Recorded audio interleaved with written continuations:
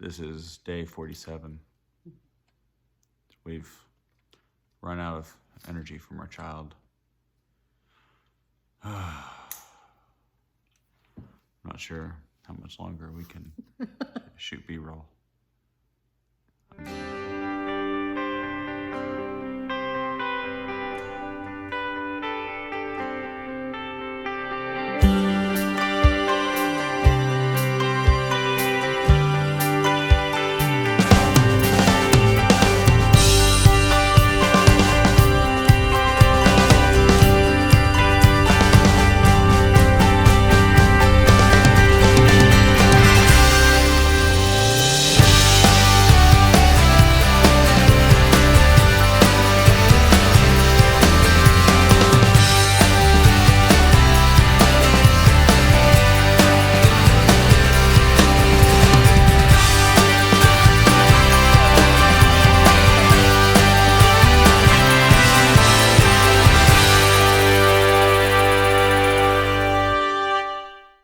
So earlier today, Betsy was outside shooting some great stuff about her life and all kinds of stuff. Then she remembered there was this quote from our daughter.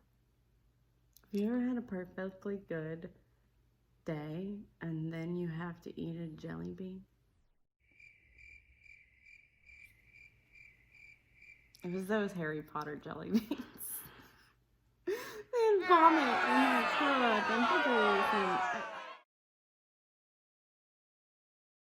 I came back in from recording some video from earlier tonight about the process of getting a port, and Steven, the reason I was outside was Steven was working on cleaning up grout and caulk and stuff in our bathroom. So I was outside because we know that I sometimes have a reaction to cleaners, but I have natural based cleaners that I have not had chemical responses to, and this one tonight was supposedly safe.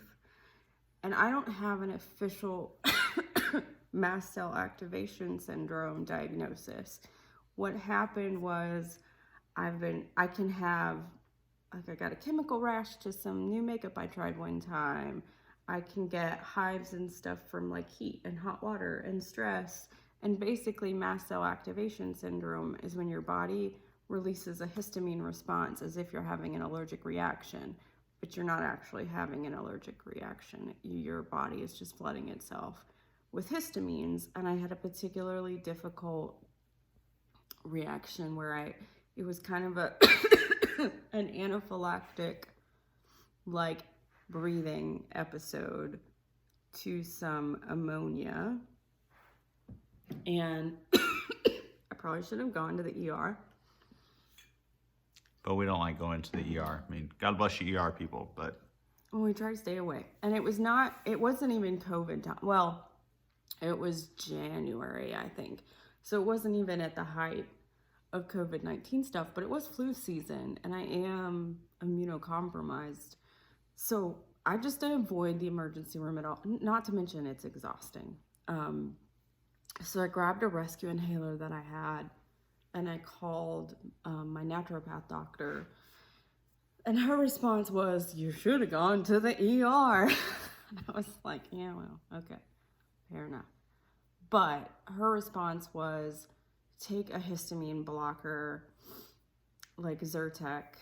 You can take it twice a day, and so that's an H2 blocker and an H1 blocker, which is like famotidine, which is actually an antacid, but it's a histamine response drug.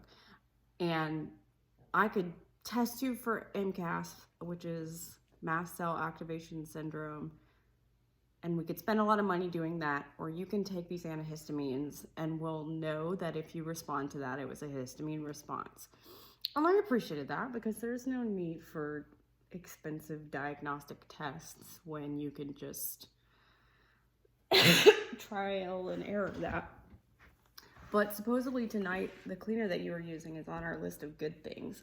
And that's what's kind of scary about mast cell, is that since it's an autoimmune thing that is, basically a response that kicks up into stress, you can sort of have a reaction to these things that you've never had reactions to. And it can be foods. It can be cleaning chemicals, it can be makeup, basically anything that your body exposes you to. And since this was thought to be safe, I walked right on into that room and started coughing and having trouble breathing. But I wanted to change into my pajamas. I wanted to get my electrolyte drink, because you're never without that when you have POTS, and grab some chargers and stuff. And I just immediately started coughing and had to leave. I went in, I managed to get my pajamas, and you had headphones in. Did you even see that I was having a reaction, or were you like... I heard you cough a couple times, but that's not necessarily unusual. So I came out here in the other room, and just, it's like my lungs were spasming and coughing, and I couldn't get a deep breath. And I started wheezing, and I was on the couch, and I was trying to find a way. You know, sometimes you just have the stupidest ideas when you're in the middle of a crisis. Like, I did not have to put on my pajamas while I wasn't breathing. But I guess maybe I felt like I had a bra on, and maybe that felt constricting. Maybe somewhere in my brain I was thinking, let's get into some more comfortable clothes so I can relax. But what ended up happening was I actually fell off the couch half naked in the floor, couldn't get up, and had a harder time breathing. And that's sort of the scarier moments of this illness. And I knew he had his headphones in. So I probably yelled for you 3 or 4 times. How many times did you actually hear? I'm not throwing you under the bus or anything. Thanks. Well, with the headphones and with all the fans going in there, I think I might have heard a muffled yell once, maybe. Yeah. So then after a little while, I heard something. I was kind of like, maybe I should go check. yeah, so Stephen was able to bring me my inhaler. And then found her in the middle of the floor, sprawled out, not decently clothed. I wasn't wheezing, looking my best. wheezing and barely able to breathe. And I was like, oh. Now, granted, this is not the first time this has happened, so, calm, cool, collected. Okay, well, she's still breathing somehow. I remember my first aid training. Oh, if she's breathing a little bit and coughing, say, keep coughing, keep coughing. I didn't actually tell you to keep coughing, though. But I don't think you had to. I think I was taking care of that. But then went and got the rescue inhalers. And once I calmed down enough to do that and swallow some Zyrtec, I took that. And now I'm still coughing and a little wheezing, and my lungs kind of feel a little bit burned. But I have to say I'm a little worried because I don't have a mast cell diagnosis. Like, what do I tell these people in the hospital when I'm around hospital antiseptic and I'm going under for surgery and I'm having reactions to things I've never had reactions to before? So it just adds like a whole nother scary dimension to port surgery. And I don't know what I'm gonna do to that, but it's an aspect of life we have to consider. And then if I die on the table, you have video evidence of like, we thought this might happen. POTS, like I had autonomic nervous system testing that showed that.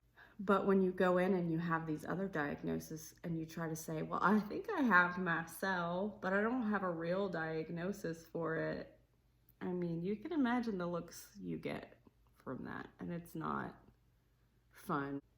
But I'm sure if you describe the symptoms and that you almost stop breathing, that would probably get a doctor's attention of, oh, this person almost stopped breathing from something. Yeah, actually, that was one of the things that my doctor, when I called and told her after the fact, and she was like, you should have gone to the emergency room. And I was like, no, thank you. She goes, but not being able to breathe is actually something they deal with daily. So please, next time you can't breathe, go And honestly, tonight, if it hadn't settled down with the inhaler, Yep. I probably would have. At least if you call him as a pastor with some sort of emergency situation, I have pre-prepped him for you to remain a calm and loving presence. You're welcome. All right, we hope you guys have a better night than this, and we'll catch you on the flip side, should that be our thing. Maybe not. Bye. I think this YouTube channel is going to be nothing but B-roll.